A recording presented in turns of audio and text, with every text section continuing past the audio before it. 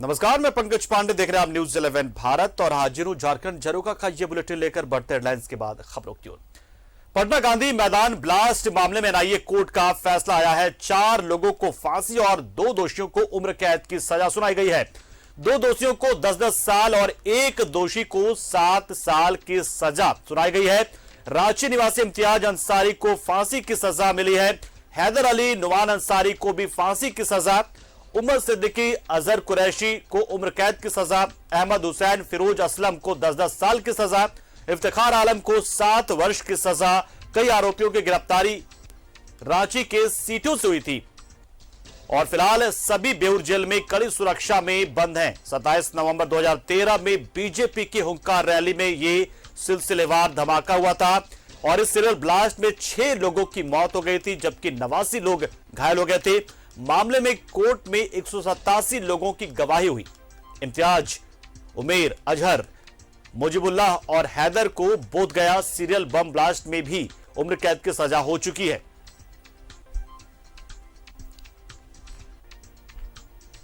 और इस खबर पर पूरी जानकारी के लिए हमारे साथ फोन लाइन पर इमरान जुड़ चुके। इमरान, निश्चित तौर पर यह मामला काफी हाई प्रोफाइल था और काफी लंबे तक सुनवाई हुई और अब जाके इस मामले में सजा सुनाई गई है।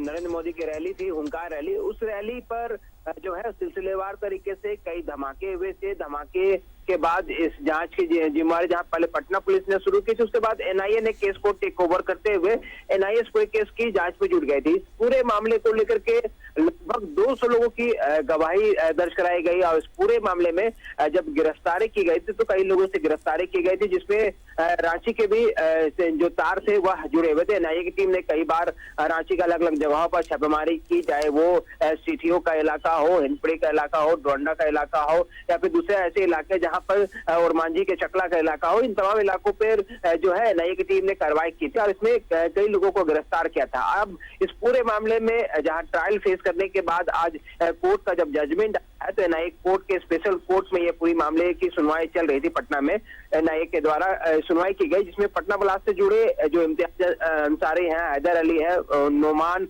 अंसारी है, मुजीबुल्लाह है, ये इनको फांसी की सजा के लिए सुनवाई है। तो उमेर, सिद्दीकी, अजरुद्दीन को उम्र कैद की सजा दिलाई गई है। वहीं अहमद और फिरोज को 10-10 साल की सजा है और वहीं जो इफ्तिखार है जो कि 7 साल की सजा इनको दी गई है। तो कहीं ना कहीं पटना मामले को लेकर के इस पूरे एक तरह से क्या है तो काफी हाई प्रोफाइल मामला था। लगातार एनआईए की टीम ने रांची से लेकर के पटना तक और देश के अन्य जगहों पर इस पूरे मामले को लेकर के छापामारी की थी और छापामारी के दौरान जो है वह कई लोगों को गिरफ्तार भी किया गया था। हालांकि इस पूरे मामले में एक युवक को जो सबूत के बेहाफ में उसे रिहा भी किया गया, लेकिन वो उस दौरान वो लगातार एनआईए के जांच में सहयोग करने की भी बातें सामने आ रही है। तो इमरान, रांची में बैठकर इस पूरे मामले की प्लानिंग होती है, रांची से ही आरोपी गिरफ्तार किए जाते हैं। परिजनों की ओर से क्या कुछ प्रतिक्रिया दी जा रही है इस पर? क्या वो इस मामले के खिलाफ बड़े अदालत जाएंगे?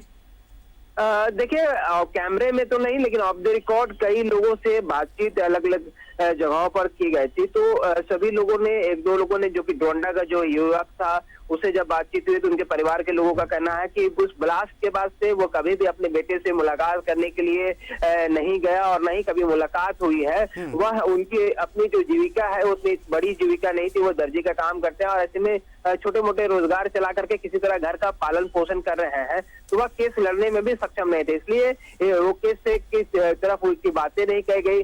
सीटीओ की बात करें तो सीटीओ के इस पूरे मामले में उस वक्त से लेकर के अब तक उस पूरे परिवार से और अन्य लोगों से लोग बहुत ज्यादा ताल्लुकात नहीं रखते हैं और पूरे मामले पर पूरे सीटीओ की अगर हम बात करें तो सभी लोगों की चुप्पी मौजूद रहती है। किसी भी तरह की चर्चा इस पूरे मामले में नहीं की जाती है। चकला का भी इसी तरह का मामला था कि वहाँ के जो परिजन है वह मीडिया के अलावा और सहित दूसरे लोगों से भी इस पूरे मामले में किसी भी तरह की बात करना नहीं चाहते हैं। तो कहीं ना कहीं केस में जुड़ने के बाद कई तरह की चीजें जो देखने के लिए मिली थी। रांची से भी जो हिंदपुरी के हीरम लॉज से कई बम मिले थे, वहां से सभी बम को निकाल करके रांची के अलग अलग जगहों पर डिफ्यूज भी किया गया था।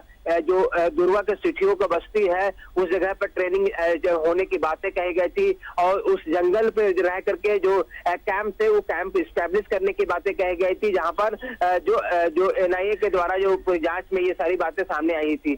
तो अब इस पूरे मामले में जब इतने लोगों को सजा हुई है, फांसी की सजा, उम्र कैद की सजा और फिर 10 साल और 7 साल की सजाएं हो रही है, तो कहीं न कहीं एक बड़ी जांच प्रक्रिया के बाद ये सारी चीजें गई है। अब देखना होगा कि परिवार के लोगों का रुख अब आगे क्या कुछ रहता है, क्योंकि अब तक किसी ने भी किसी भी तरह के बयान मीडिया में आज तक खुल करके सामने नहीं आई है कि उनके बिल्कुल क्योंकि निश्चित तौर पर अगर इस तरह का मामला हो तो कोई भी परिवार, कोई भी रिश्तेदार आखिर नाता क्यों जोड़ना चाहेगा ऐसे लोगों के साथ। निश्चित तौर पर आगे अब क्या क्या प्रक्रिया होनी बाकी है, क्या क्या चीजें होंगी अब आगे?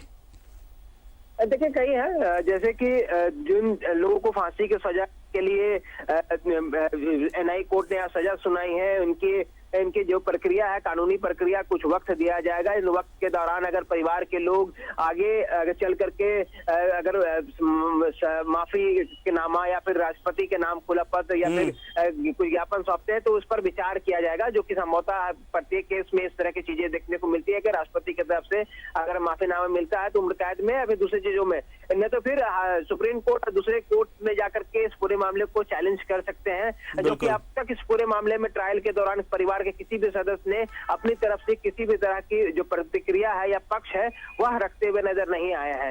तो उम्मीद है कम है कि आप परिवार के लोग इस पूरे मामले में बहुत बहुत शुक्रिया आपका, आपने पूरी जानकारी दी, बताया कि किस तरीके से प्लानिंग हुई थी, फिर कैसे एनआईए ने इस पूरे मामले की छानबीन शुरू की और कैसे एनआईए कोर्ट से सजा सुनाई गई है और उसके बाद से अब क्या क्या चीजें आगे हो सकती है। बहुत शुक्रिया आपका इमरान, हमारे साथ जुड़े, आप अपनी हर एक बिंदु पर जानकारी दी इस पूरे मामले से जुड़ी हुई।